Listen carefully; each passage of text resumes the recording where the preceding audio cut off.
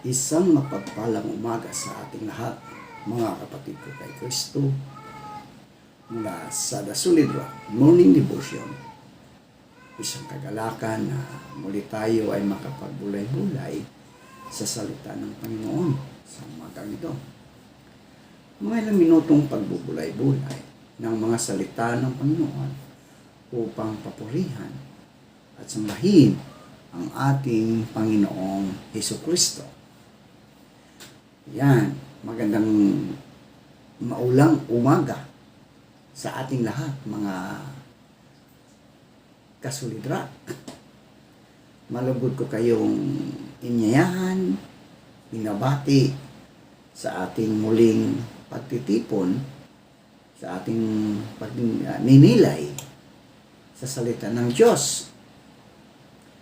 Isang pagpapala ang panibagong umaga na ipinagkaloob sa atin ng ang Panginoon. Ika nga, every gising is a blessing. Isang panibagong pagkakataon upang siya ay sambahin, pasalamatan at makinig sa kanyang banal na salita. Sa gitna ng hamon, responsibilidad at iba't ibang pagsubok na ating kinaharap, naway magsilbing matibay na pundasyon ng ating pagninilay sa salita ng Diyos. Tulad ng isang bahay, no, na itinayo sa ibabaw ng matibay na bato,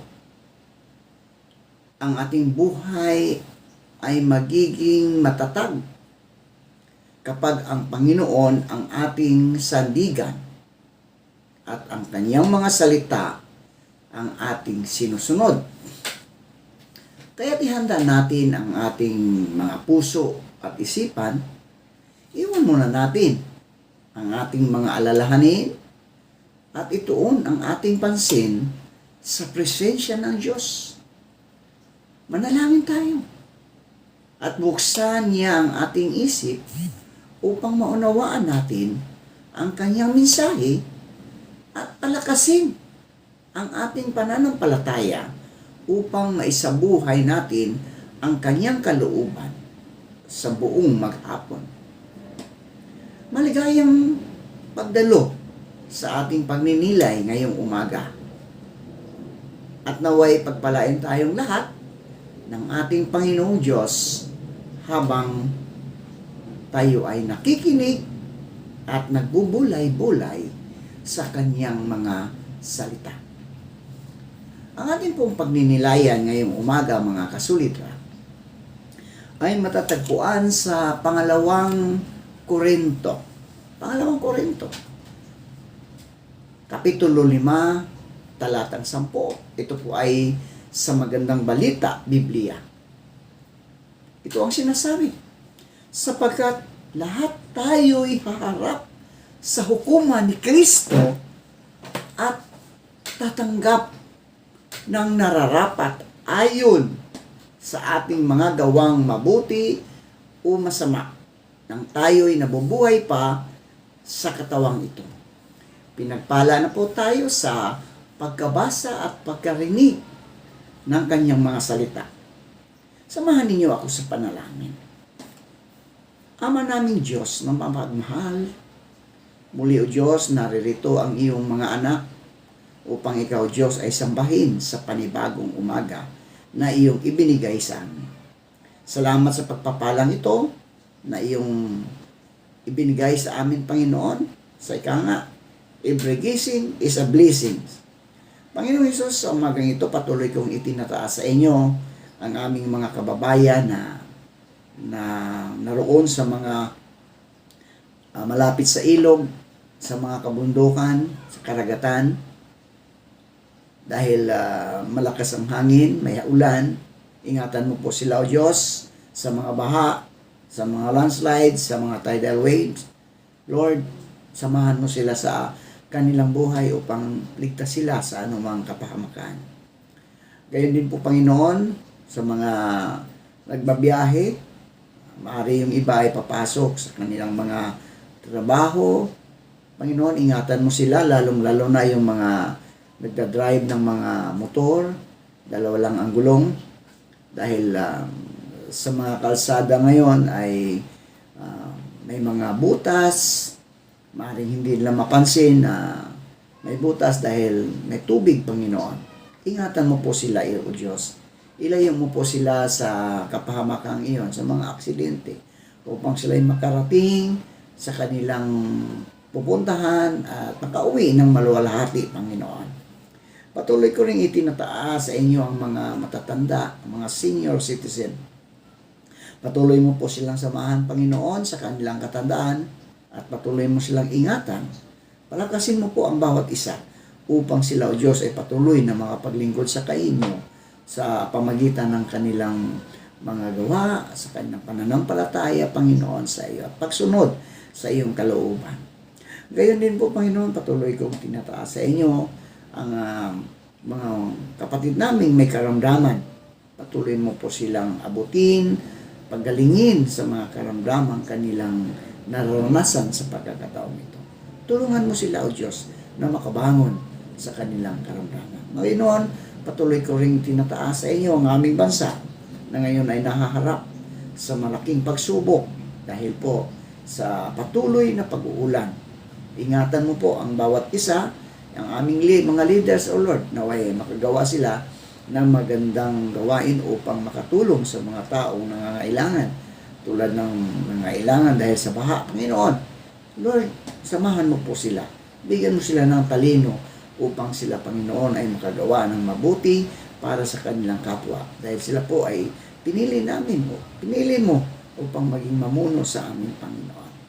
Panginoon Hesus, samahan mo din ang mga manggagawa na patuloy na tumutulong sa mga nangangailangan, yung mga nabahaan, yung mga volunteers po sa rescue.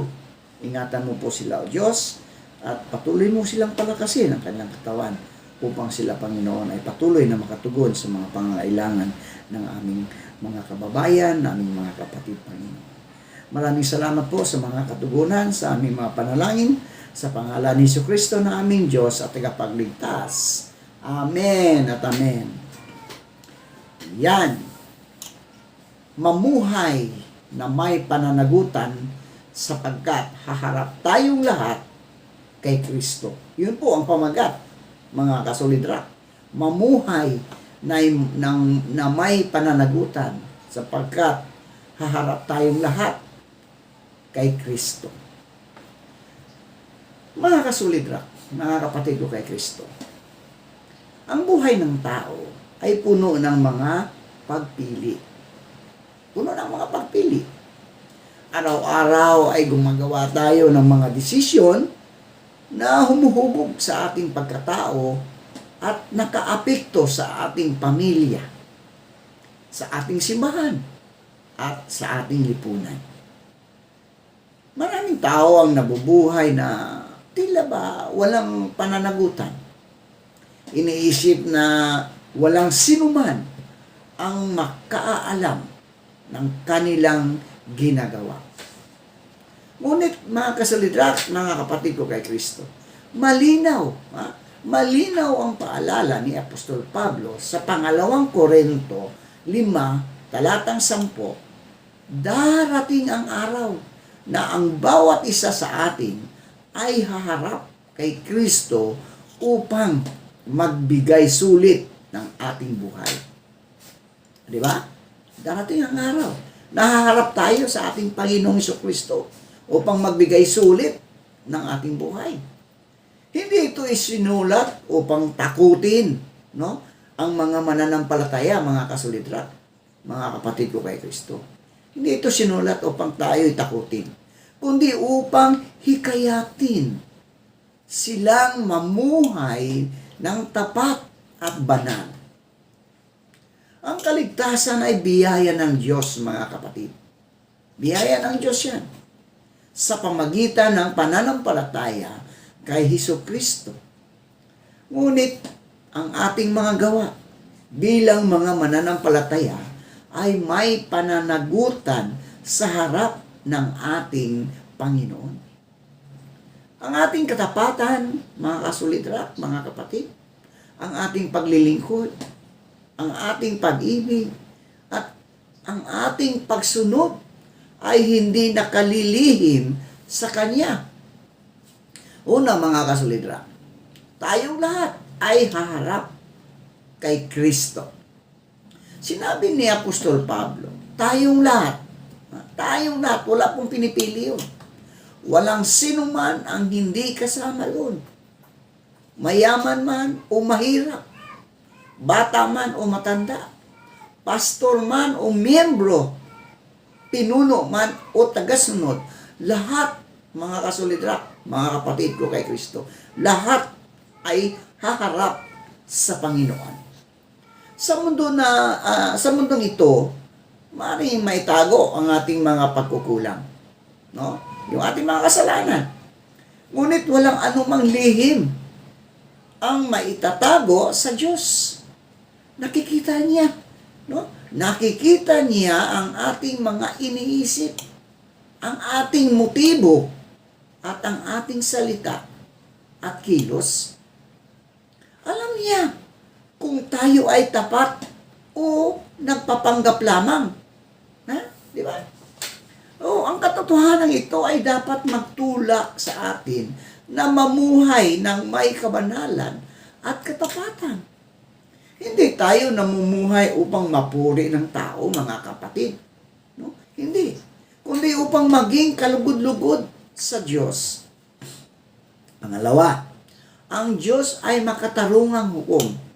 Makatarungang hukom. Di katulad ng hukom ng ating lipunan. Di ba? Ang hukuman ni Kristo ay hindi tulad ng hukuman ng tao, mga kasulidrak. Ang tao ay maaaring magkamali sa paghatol. Ngunit ang Diyos ay ganap na makatarungan. Hindi lamang panlabas na gawain ng kanyang tinitingnan. Sinusuri niya ang laman ng ating puso. Yun ang totoo, mga kapatid. Sinusuri niya ang laman ng ating puso. Maaring magbukhang mabuti ang isang gawa, ngunit kung ito ay ginawa dahil sa pagmamataas o paghahangad ng papuri, alam iyon ng Diyos. Alam yan, iyon ng Diyos, mga kasulidrak. Kaya't mahalagang itanong natin sa ating sarili, bakit ko ginagawa ang aking paglilingkod? Bakit ko ginagawa ang aking paglilingkod? Para ba ito sa kaluwalhatian ng Diyos? O para ba sa aking sariling kapurihan? Ang aking pananampalataya ba ay nakikita sa aking pamumuhay? Pangatlo, ang bawat gawa ay may pananagutan, mga kasulidrak. Ang bawat gawa ay may pananagutan.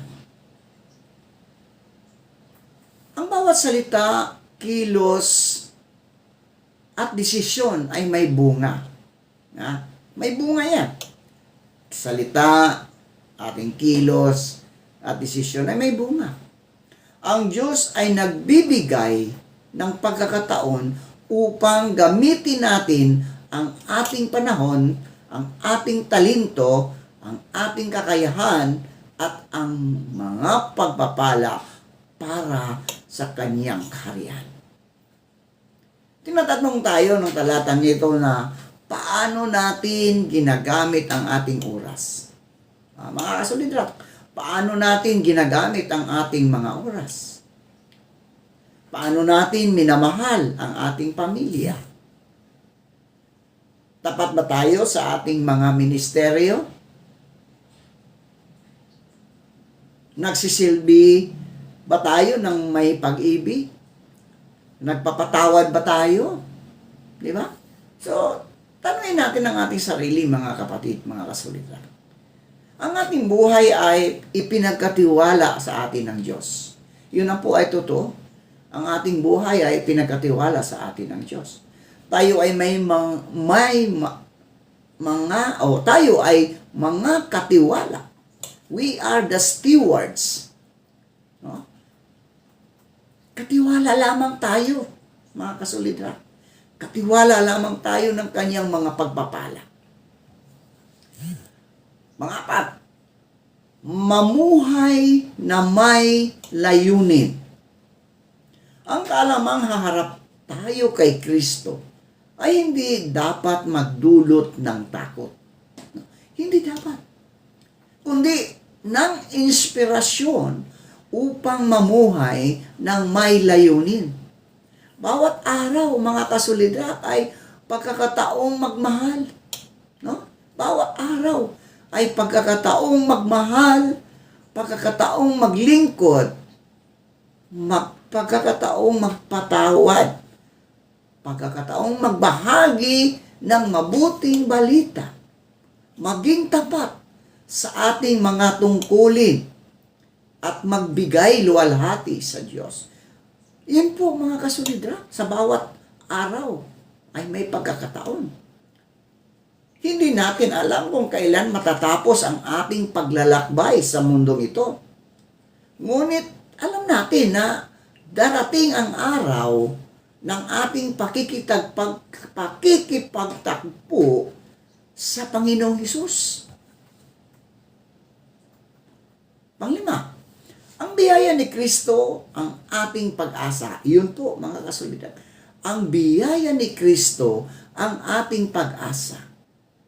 Bagamat haharap tayo sa hukuman ni Kristo, mga kasulidad, mga kapatid ko kay Kristo.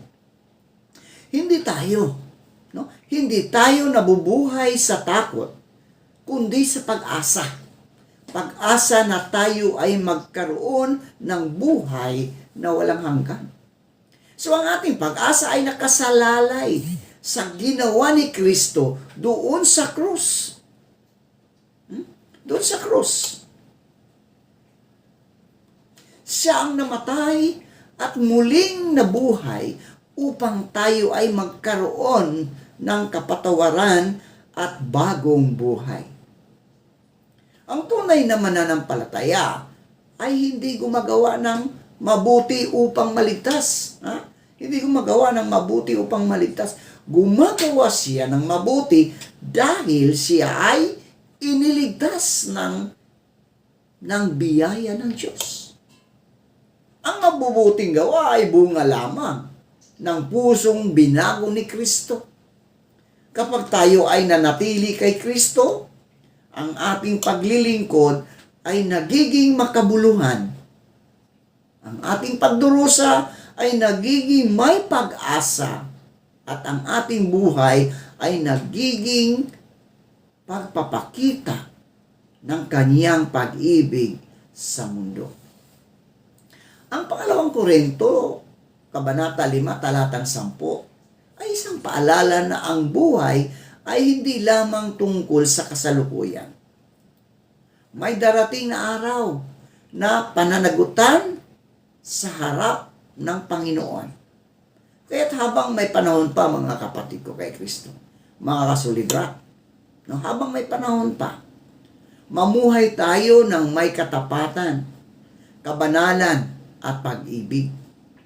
Gamitin natin ang bawat araw upang mahalin ang Diyos ng buong puso, paglingkuran ang ating kapwa, at maging tapat sa ating pagkatawag bilang mga alagad ni Kristo. Ito ngayon ang hamon para sa atin, mga kasulidra, mga kapatid ko kay Kristo. Kung haharap ka kay Kristo ngayon, mga kasulidra, kung haharap ka kay Kristo ngayon, ano ang masasabi mo tungkol sa iyong buhay? Ano ang masasabi mo tungkol sa iyong buhay? Ginagamit mo ba ang iyong mga talento para sa Diyos? O tapat ka ba sa iyong pananampalataya kahit walang nakakakita? Ang iyong mga salita at kilos ba ay nagbibigay luwalhati kay Kristo?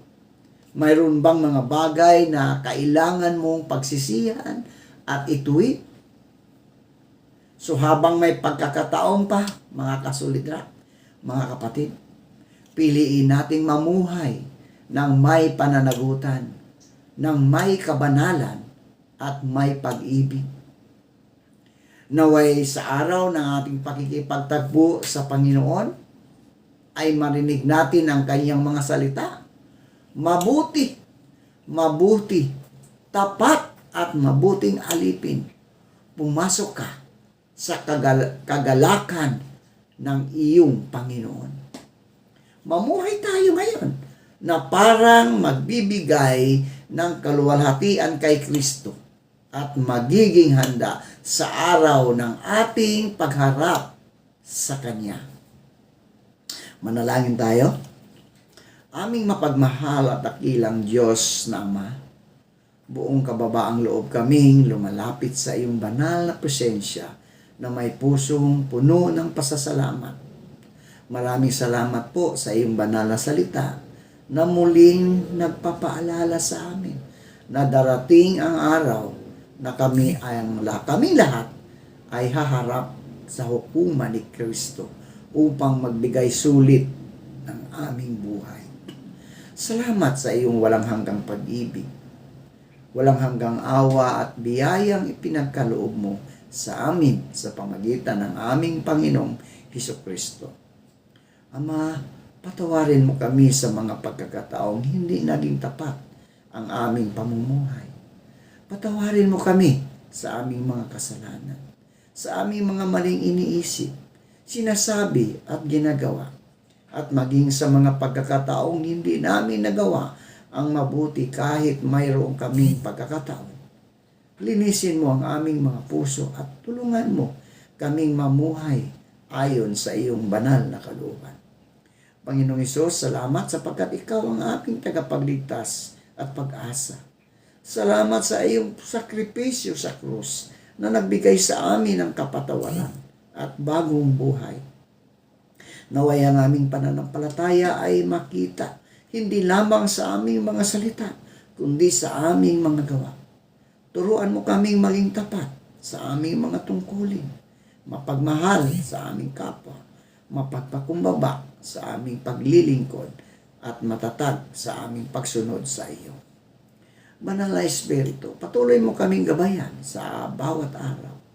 Bigyan mo kami ng karunungan sa bawat pasya, sa bawat lakas sa gitna ng mga pagsubok, at katapangan upang mamuhay ng may kabanalan at integridad. Naway ang bawat salita na aming bibigkasin, bawat gawa na aming gagawin, at bawat desisyon aming tatahakin ay maging kalugod-lugod sa iyong paningin. Dalangin namin ang iyong pagpapala sa aming mga pamilya. Pagkaisahin mo kami sa pag-ibig, pananampalataya, at paglilingkod sa iyo. Pagpalain mo rin ang aming simbahan, ang mga pastor, ang mga manggagawa, mga pinuno, at bawat mananampalataya.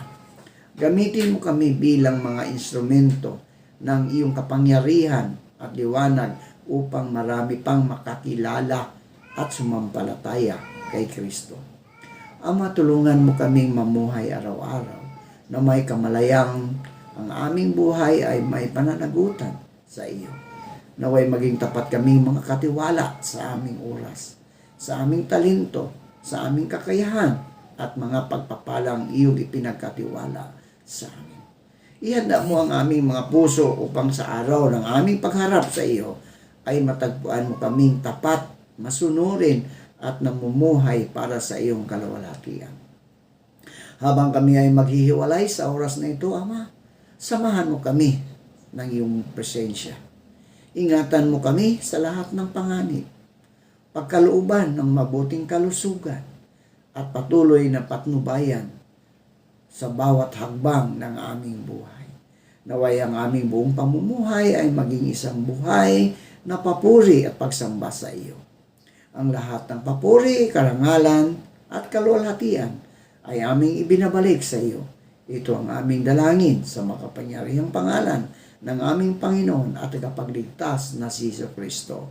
Amen. Amen.